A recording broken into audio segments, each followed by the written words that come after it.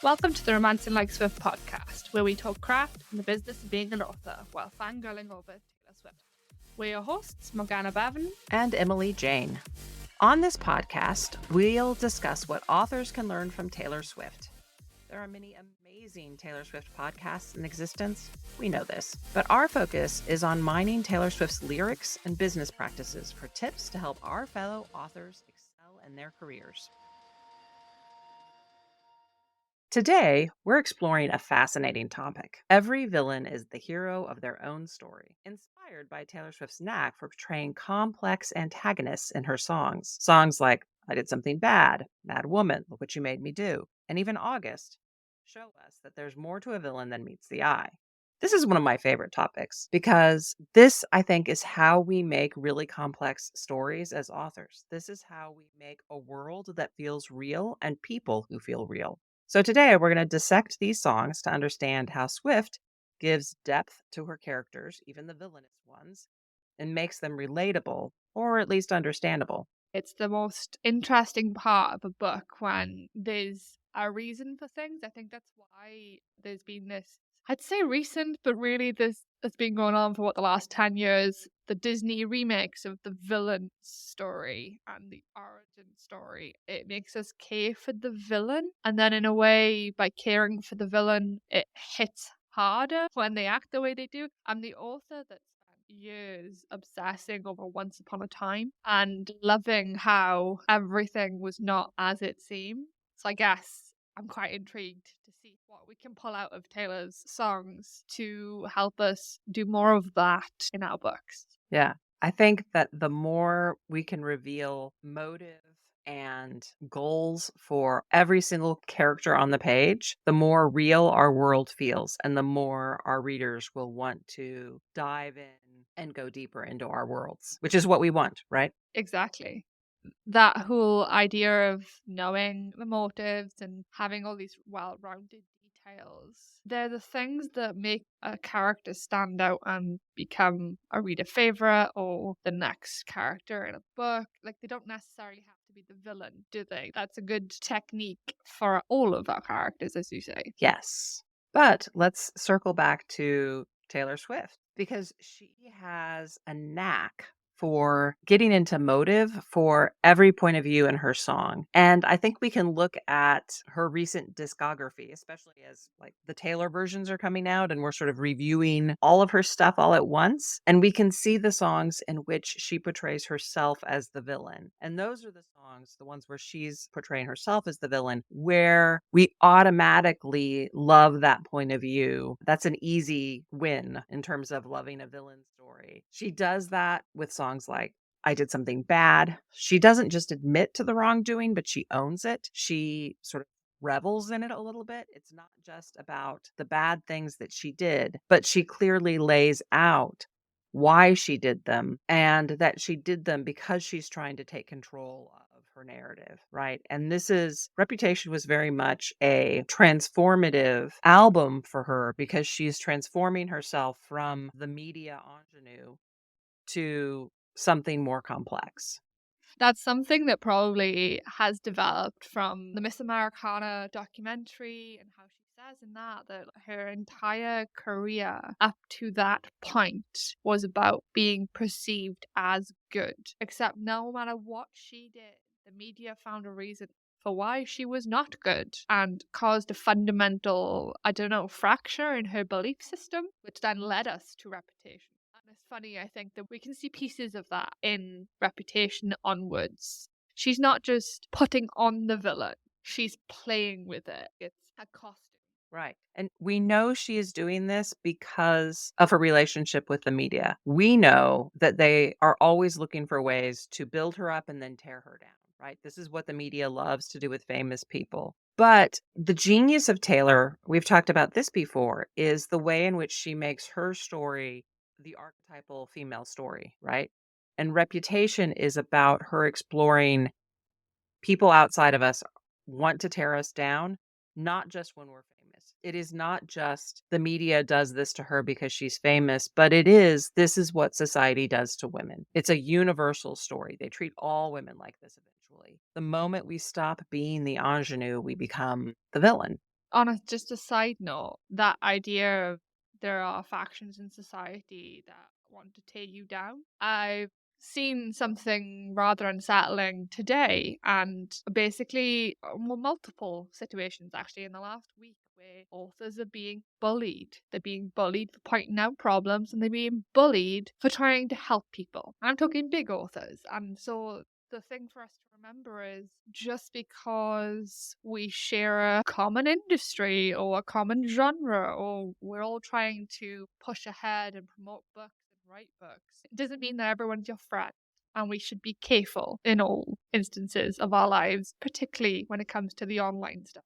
That's so interesting because it helps me as a human to imagine that everyone is good. It makes my life easier. And so I feel like I can sometimes be very vulnerable to that because I will always want to see the best in everyone, even when the best is not there. Yeah. And I think it's the worst day possible when somebody who wants to help gets burned like that, because this author, she's decided she's never going to help again. She's just going to keep her mouth shut and keep making her big buckets of money, and everybody else can figure it out without her help. And I don't blame her at all. It comes to mind because we're saying about women in the media and general public, but also women piling on top of people. As we come back to the Barbie film, Yes. the whole speech, we're meant to support each other, but at the same time, there are some women that tear other women down to Yeah. make themselves feel like they're on a level with the men. And in this instance, women are tearing other women down, but needlessly. Yeah. I don't understand the goal, but it becomes the origin story for some people. Some people will go the complete opposite direction. Some people will just step back and go, nope, it's a bracing life lesson that I don't ever want to experience, but I imagine the day will come when I will. Well, I think it's one of those things that we all experience on a micro level, and it's a question of are we experiencing it on a micro level or on a huge stage? And the bigger the stage, the harder that would have to be, right? As Taylor found. As Taylor knows, right? Yeah, she said that she disappeared for a year before Reputation. She disappeared for a year. And I get it. You go through that much of an attack. Yeah, you need to just shelter up and recover. Yeah, and it was definitely one of those things where by retreating, by sort of pulling back to her castle, she let the story play out and die down without her having to jump in, right? And then Reputation comes out that tells her side of the story and lets the individual listener judge for themselves whether or not she was right or wrong. It's an explanation of her behavior and not necessarily a justification of one. And the fact that she waited so long, she retreated, she had that year of being out of the public eye, she comes out looking better for it, Yeah, I think. I mean, of course, we're Swifties, so that's our, of yeah, course, we're going to think she looked better for it. But yeah. Through that whole time, they speculated on where she was, like it was some kind of victory that she disappeared from the public eye, but they've driven her to it. absolutely. Which is an entirely another issue of the media and the things they do. I deal with it in my books, but never to the extreme that Taylor deals with it. But this brings us to Mad Woman. The understanding that she conveys of female rage in Mad Woman, Yes. I think that maybe developed during that time where she's done nothing to warrant that treatment, but she is dealing with the repercussions as if she did. So I think Mad Woman develops on top of I did something bad. It delves into the repercussions of betrayal, societal judgment. It gives the antagonist a voice, showing the pain and mistreatment they've gone through, and creates the villain origin story Right. so that when they are this complete opposite of what society wants them to be, you understand why they're that way. So, Once Upon a Time did it with the evil queen. Through Once Upon a Time, we understood what caused the evil queen to become evil, why she had the vendetta against Snow White. I was reading one of January Rain's books last night, and normally I don't read dark, but she did something very clever. Her first chapter displayed how the male character went through severe torture and experimentation for years and years and years, and like detailed the whole transformation into being this creature. And then he does a load of abhorrent things through the book, like killing people for no reason, following instincts. He drugs female MCs and sleeps with her while she's unconscious. So there's like a lot of dark themes that she kind of prepared the reader for by giving him a background story that makes him not likable, but it gives the reader sympathy for him. Yeah, yeah. Are you a Veronica Mars fan by any chance? I've seen parts of it. I know you were watching what, season 1 with your children at some point? Yeah, yeah, with my Yeah. son. I remember random parts of it, and then I don't know how far I've watched. It's an interesting sort of motivational story because, ultimately Logan is Veronica's end game love interest. I'm pretending the 4th season of the TV show doesn't exist because I haven't watched it and I know what happens, but I'm pretending that doesn't exist. Oh, is this another situation of where the showrunners got changed out and the story got destroyed? Well, it's a little more complicated than that, eh, but we'll skip to the end. If Logan is Veronica's end game love interest, but he doesn't start out that way. At the beginning of season 1, he is such a jerk, such an asshole, and not in a romance novel fun way. He's just a jerk. He's just a spoiled little shithead. But the chemistry between them is so good that at some point, the showrunners realized some point early in season 1, they realized the chemistry between the 2 characters is so good that he is going to develop into a hero, and so you can see his motivation, them laying down the motivation throughout season 1. So the first 3 episodes, he's just this asshole side character, and then they start giving a little bit more and a little bit more of his backstory so that we understand why he acts the way he does. So by the time you get to the actual romance between them, I watched the show in real time when it was being released back in 2005. My husband and I watched it together, and we were the only 2 people I knew who were watching Veronica Mars at the time. And the moment they kiss about, 3/4 of the way through season 1, I literally jumped up off the sofa and was like, "I knew it!" But it was one of those romances that no one saw coming, and I remember once I loved it and was trying to convince friends to watch it, I remember friends arguing with me about it. They would start and then 2 and 3 episodes in, and they would be like, "He's not gonna be the hero. You're never gonna make me love him. You're never gonna make me love him." And I was like, "Just wait. Just wait." Power of backstory. Yes, the power of backstory, the power of motivation. Yes, which I'm going to pivot a little bit and talk about the song Exile because I think that's such a beautiful example of 2 distinct points of view in a song and how knowing both points of view creates so much understanding. We know exactly how both of those characters feel about the relationship, about this moment in time where they run into one another in a bar, wherever it is, bar, party. I don't remember if we know for sure, but it's heartbreaking because we get both Mhm. point of views so well, so clearly. Yeah, and it feels like the classic miscommunication trope, like Yes. through the lyrics. How I love, is it the chorus or the bridge? I could never tell, but the way she's saying the opposite to him, Mhm. like the "You never gave me a chance." She says, "I gave you so many chances." Yes. He says, "You didn't hear me out, and I never could read your mind." And she says, yeah. Oh, it's, "You never gave me a warning sign." And she says, "I gave you so many warning signs." Yeah. Yeah, Yeah. that complete contrast in their perspectives. That's a miscommunication, but also says that something was fundamentally broken between them, that they weren't on the same page. Yeah. And then it just, yeah, it makes you sad. It's heartbreaking, and there is this thing that romance writers are told, at least when I was coming up as a romance writer, we were told, I don't for those of you who aren't familiar with us, Morgana and I are of different generations. I'm, what, 15, 20 years older than you? Potentially. Ish? Yeah.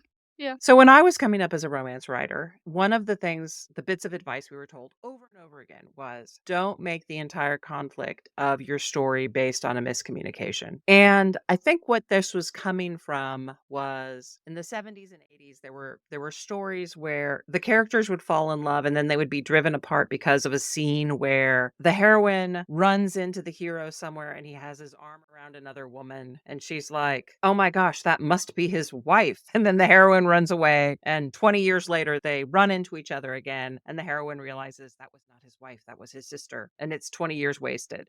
That's the miscommunication that good Yeah. romance novels are going to avoid. That's extreme. That is extreme. That is an actual Sandra Brown novel that I read when I was a teenager. I remember loving it at the time, but then when I went back and reread it, I was like, "Well, that is just really stupid." Yeah. Like, why would could she not stop to ask if the guy she loves, happens to have his hand around another? And I think there's a moment in the hospital where like a nurse calls. Anyway, there's a name miscommunication, but it's a silly miscommunication trope. But a lot of us were told don't have a miscommunication trope. But Exile is the perfect example of how a miscommunication trope actually Mm. works. It is when characters have this depth of backstory together, and it is not one single miscommunication. It's not one single moment in which they are not on the same page. It is this layered history of them having conversations where they are understanding the pain and hurt and motivation. And at some point, it becomes unrepairable Mhm. or it feels unrepairable. And I think we can all agree that if we read a romance novel that took the exile story and brought the characters back together in a way that they were communicating and that they fully understood and that they were back on the page together and were able to love each other again, we would all read the crap out of that Yeah. story. But it's hard, right? Because that sort of those layers of not being on the same page are hard to peel back. But that is great conflict. Mm. I will admit that in certain situations, I do really, really enjoy the miscommunication trope. I know a lot of readers don't. I do, and I have used it a lot, but I use it in a way that it's the the thing that causes the female character or even the male character. I've had both sides to fall for it, to just blind react and back away is something that is a deep, deep wound that I have spent a book building an understanding of. I have a TikTok going viral on my book Fashionably Fake, and somebody in the comments is like, "Does she grow a backbone?" And the funny thing to me with that is that on TikTok, all you see is a snippet that we choose that's gonna invoke emotion to make a TikTok go viral. And so I chose their breakup scene. I chose their 75% mark, Mhm. where literally they're in a meeting with a publicist. It's a fake celebrity romance novel. And so they're in the meeting with the publicist and everything's on track. They were friends before and now they've decided they are fully in. He has told her that he loves her. And despite him saying that, she doesn't believe it. But rather than tell him that she doesn't believe it, she carries on through the story and then hits this meeting. And the publicist is still trying to move ahead with their breakup plans. And because in his head, he has told her he loves her and wants to be with her, that's the end of it to him. To her, all she sees is he's not reacting in the meeting. He's not setting his publicist straight. And I've also built the history in where he does whatever the hell the publicist says he should do. So I kind of built up a situation where she's justified in her reaction, but he's also logical in his belief that she's on the same page. And she leaves. She just stands up at the meeting, tells the publicist to send her the notes for where she has to be, and she leaves. And she basically blocks him out for a week until they're both trapped on a plane and she goes ballistic because he won't stop trying to prod her into talking to him. And that in that scene, so the comment is going, "Does she grow a backbone?" Well, yes, she had a backbone through the whole thing. So she hits this scene on the plane and she's like, "You told me you love me. I have this long, long history with men using me. Why would you think I would believe you?" And then, so that just sets the whole story. But it's a miscommunication trope, but it's drilled so tightly into every aspect of them. Which comes back to, I'm just going to say, it comes back to motivation, right? Any trope works if you motivate it Mhm. right. As long as the reader understands why the characters are susceptible to the miscommunication, it will absolutely work. Mhm. And I think what it comes down to is when you are starting out as a writer, there will be a lot of people who tell you, don't ever do this, that doesn't work. And anything can work. Anything can work if you motivate it right. Anything can work if you get the right things on the page for the reader to see and understand. And miscommunication tropes definitely work. I mean, any trope Mhm. works. And it sounds like with the right motivation, like you provided, it definitely works in your Yeah. book. It's wrapped up in that character development. So pulling it all the way back Right. to the beginning, where we're saying, yes, we're talking about villains, but if you dive deep enough into any person, you could find their villain story. Anybody. And yeah, so you cut that piece in your character, and it's okay. If something had gone the wrong way, this is the thing that would have tipped them into being the villain in their own story. Yeah, yeah. Speaking of villains, I warned Morgana ahead of time that I was going to take a side road down Pirates of the Caribbean because I think Captain Barbosa is the best villain of all time. And for the record, I love Pirates of the Caribbean as a single unit. I have not even seen all of the movies in the franchise. So whatever happens to Barbosa later on, don't tell me I love him as the villain in Pirates of the Caribbean. But he is so clearly motivated, and that's what makes him a great villain. It doesn't hurt that Jeffrey Rush is such an amazing actor, but it's not just his acting that makes him a great villain. It is the way they built the character from the moment he appears on screen. He has this red apple that he's like carrying around throughout the entire movie. And his whole motivation is that he wants to be human again. He wants to live. He wants to be able to taste this apple. He wants, Keep talking, just ignore me. sorry, I can't. It's too funny. Just Sorry. I guess we leave this in. Just for reference, I'm in Thailand and on an island and I'm being attacked by mosquitoes. So right now I am spraying the room with a spray that I really shouldn't be using while I'm in the room. So yeah, I'll stop there. And speaking of motivation, I may be laughing, but I feel the pain. I am one of those people who gets attacked by mosquitoes also. So please know that you have my full Yeah, sympathy they love because in this case, yes, in this case, you are the villain of the mosquitoes story, but you are well motivated. they all have to die. Okay, back to Captain Barbosa and the apple. Mhm. They lay out real clearly what his motivation is, right? From the moment he has that conversation with Elizabeth Swann. He wants to be alive again. That's his whole point in wanting to break the curse is that he wants to be able to taste food. He wants to be able to experience sensation again. That's why he's trying to break the curse and he's willing to do anything to do it.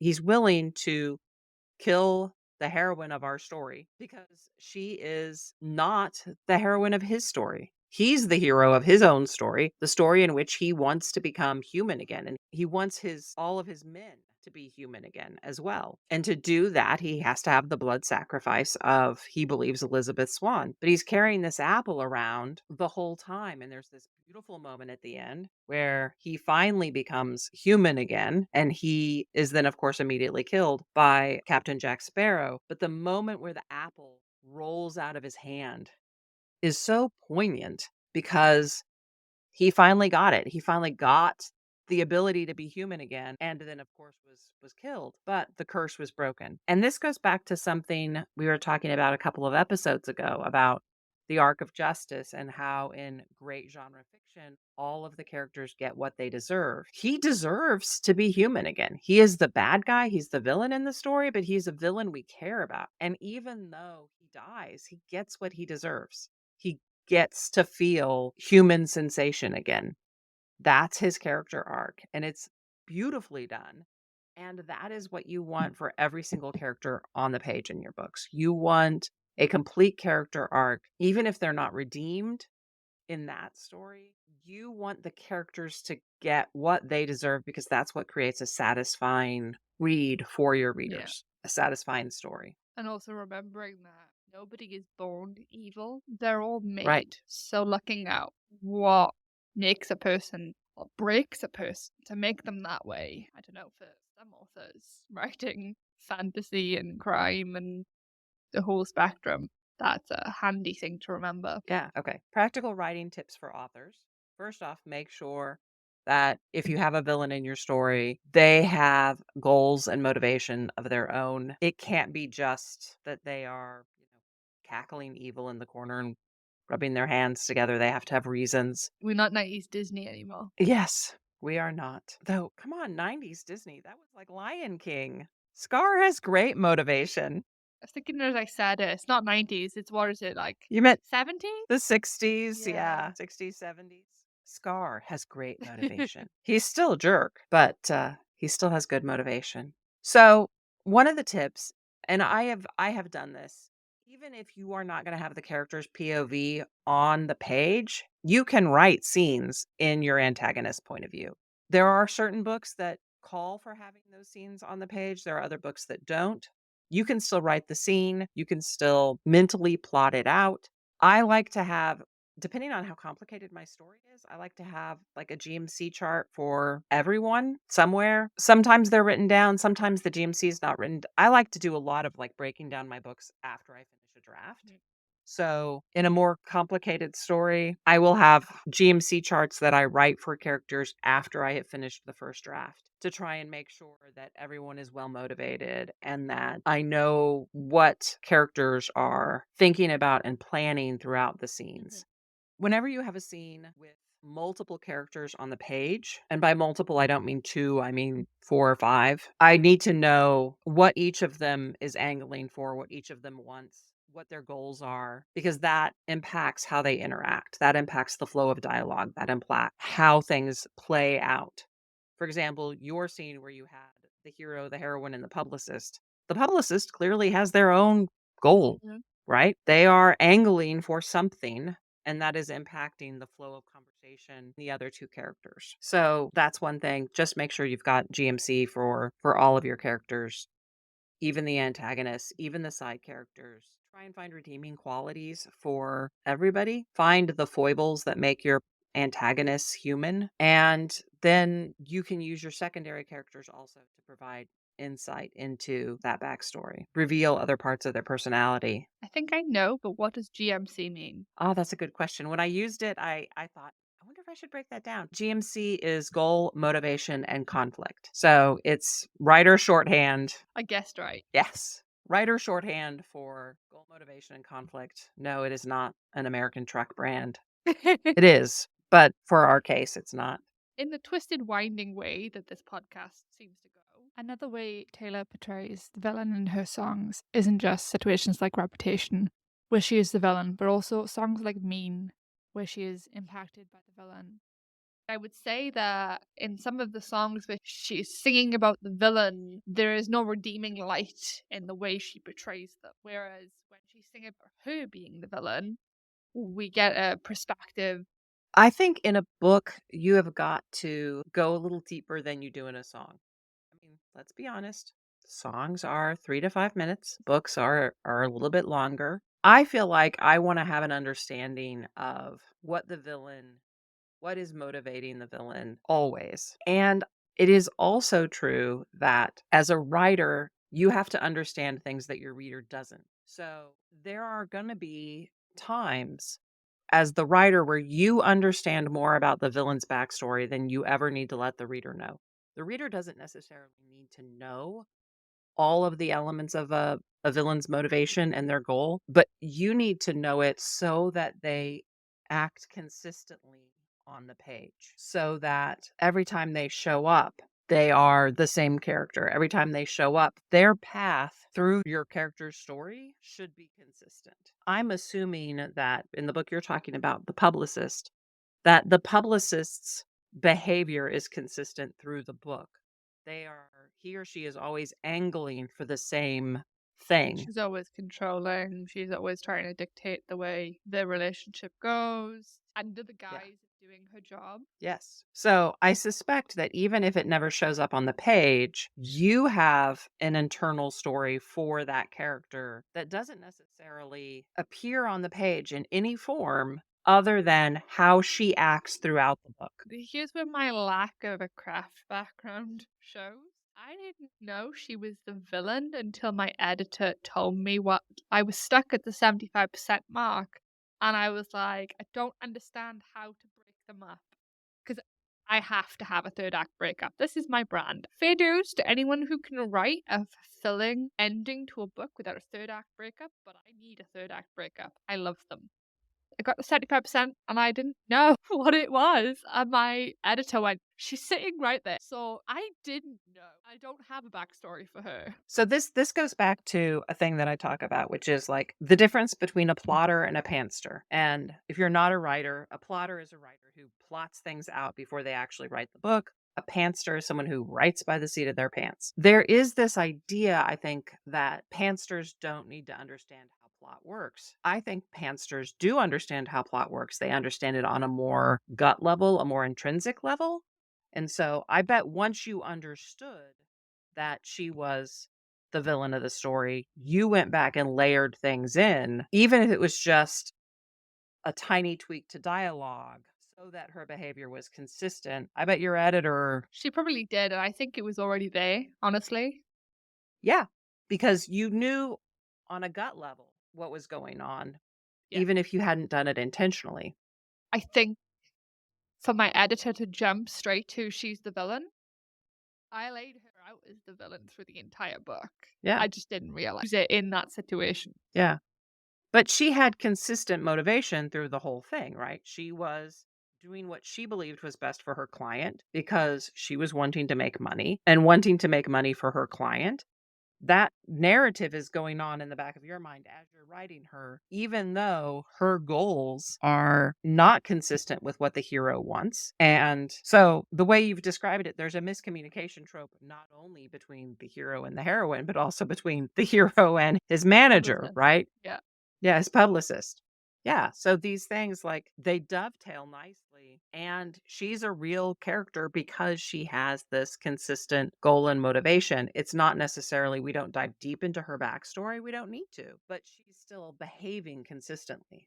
Yeah. I just think that if you're stuck, one of the ways to get unstuck is to start looking at the motivation of other characters. If I was going to be a writing coach for you in that moment, which your editor already solved, but it would have been like if you're stuck at the 75 point mark and you don't know how you're gonna move things forward, move the story forward, you can start looking at the motivation of characters who are not POV characters on the page. And you Mhm. can start thinking about, like, okay, why are these different characters doing things and how does that impact the core story? Yeah. That's a question people ask writers a lot is what do you do when you get stuck? And that's one of my favorite answers. There's the urge to dump the backstory in to the text. We don't want to do that for one. So, what other ways can we convey that if we want the reader to know the villain's backstory? What other ways do we have to convey that to the reader without us just info dumping it on the page or giving the villain a ridiculous?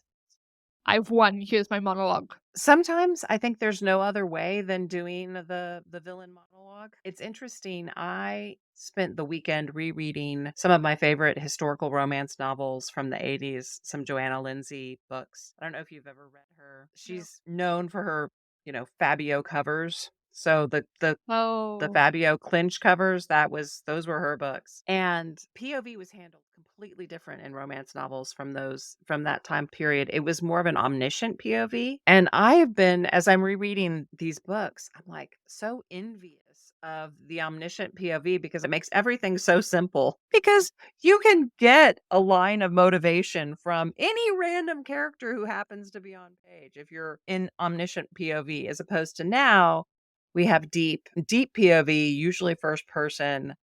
You can't have the random thought of the bad guy who is making a snarky comment, and it makes everything a little bit harder. So, when you have deep POV, the curse of deep POV is that sometimes if you want the villain backstory, if you want the villain's motivation, you have to have a little bit of monologuing. That's why villain monologues exist so consistently throughout movies, is because we need them to understand why the villain is acting in the way they are. what about getting it from secondary characters? You still have someone explaining things, right? Yeah. I think the key is to go back and edit so that the reader knows only what they need to know when they need to know it is hard. So if you're an overwriter, it's great because your editor, if you have my editor, just chops it all out. Yes, This is why I don't like sharing works in progress with my readers because I know that the work in progress will not look anything like the final thing. ditto, ditto, ditto. Yes. I love to joke that for a 50,000 word novel, I write 150,000 words and then cut the 100,000 words they don't need. Except I don't have to do the cutting, my editor does it. Literally, Daring Carry, I finished it. It was 110,000 words, maybe slightly longer. By the time my editor was done with it, it's like 92,000. It's a good editor. She cut hard. That's what I love her for. Yeah. Are we ready to wrap things up? I think we are. We have our classic question of what are we listening to? I was thinking about this earlier, and I've weirdly taken a break from Taylor this week, so I had a glance through the catalogue to see what sparked. I've taken a break for country and Tim Hicks. I don't know why. I just felt a pull, so I followed it. But yeah, I think I had a glance, and I think I need to do some re-listening to Getaway Car. Oh, There was a mashup she did on one of the, I think it was Sydney. She did a mashup between like 3 songs, and it just flowed so perfectly into Getaway Car that I'm like, yeah, I love something about the mashups just hit so differently. I love them. I'll have to look for that. What about you? I've been listening to Coney Island, Oh, which is another great song of multiple points of view, right? It's another breakup song with multiple points of view. And yeah, that's one of my favorites. And I've just been listening to that one. it's weird for such a melancholic tone to be so perfect and like peaceful. Do you know what I mean? Yes. And I guess it's not really a breakup song. It's like a retrospective of the relationship. It's not a breakup. It's like the relationship has Drifted. gone and passed and they're looking back at it. Mm. Yeah. I don't know if she wrote it looking back at her past relationships, but I think that would be fascinating. And I guess maybe something we get to look forward to with Dead Poet. Dopamine. Yeah. Dead Poet. Tortured Poet Department. Yes. Because Yeah. it's the poets.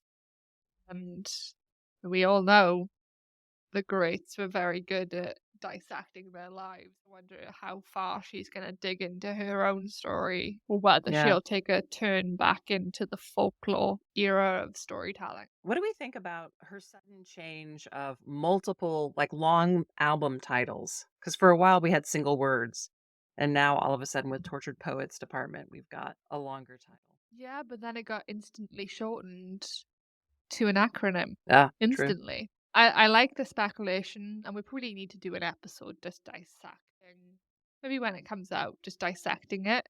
But the whole like stages Yeah, of grief that people are talking about, that being highlighted in just the track list, but also the number of special editions is suggesting stages of grief. And uh, I find that yeah, fascinating as a concept, and I'm quite excited to see how that how that develops. plays out. And that's a wrap for today's episode. We hope you're leaving inspired to give your villains a little bit of love and attention. After all, every villain is the hero of their own story. Thanks for tuning in to Romancing Like Swift. We'll see you next time, where we'll explore another aspect of romance writing or business, Swift style. Happy writing.